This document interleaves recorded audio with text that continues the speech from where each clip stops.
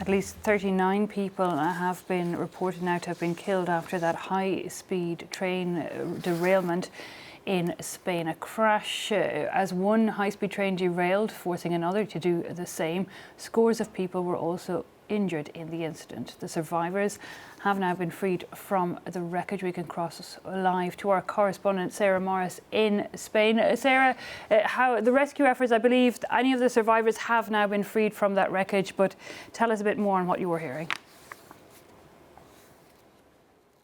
That's right, because one of the things that happened was that many passengers were trapped inside those trains, but the authorities have now confirmed that they have been able to take anybody who needed it to hospital.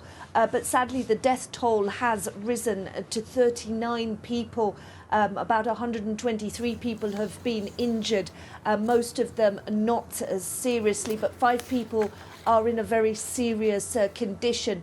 Basically, at about 7:40, one of the trains came off the tracks near to that village in Cordoba, and that high-speed train was carrying almost 400 passengers, and moved off the tracks, crashed into a train coming from the other direction.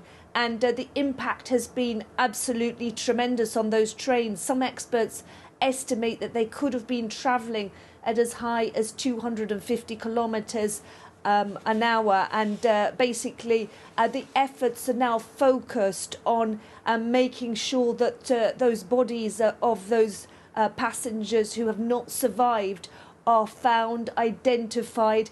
There is tremendous agony for the family members who were struggling to find out where their family members are, and various centres have been opened up by the authorities. Of course, this train set off from Malaga, so there will be people in Malaga who were trying to find their family members. Also other points in Huelva where the other train set off, Sevilla, and in Madrid at Atocha station, all offering the chance for those family members to find out if there is any information about whether their family members survived in those trains.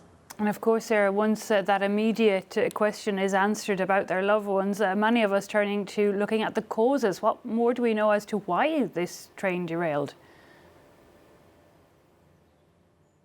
Well, the Transport Minister, Oscar Puente, said that an investigation has been set up. He says it's too early to speculate about the reasons for the accident.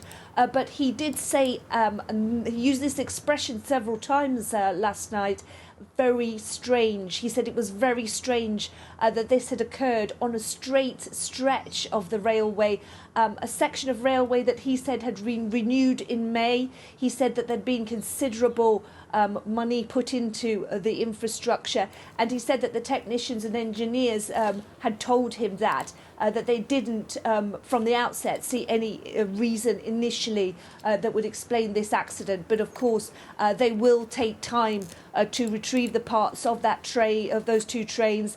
There are scientists that will be on site looking at the wreckage and looking at if there are any clues to explain why this tragic accident happened last night. Sarah Morris.